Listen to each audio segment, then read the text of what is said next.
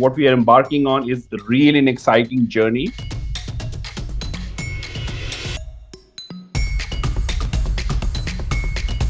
The series that we are kicking off today with you, which is the Wadhwani Entrepreneur Think Startup program. And honestly, it says think, but it is more than think.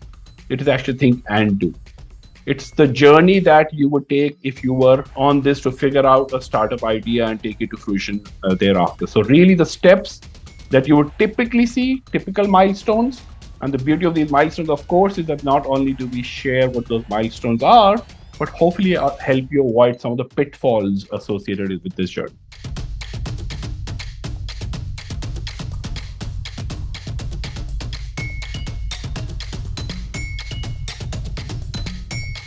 I call myself an accidental entrepreneur. That was my passion, to innovate and try and do something new every day. So folks, fasten your seatbelt. We're just taking off right now. Even as a micro spark in you today, I think there's tons of value coming up.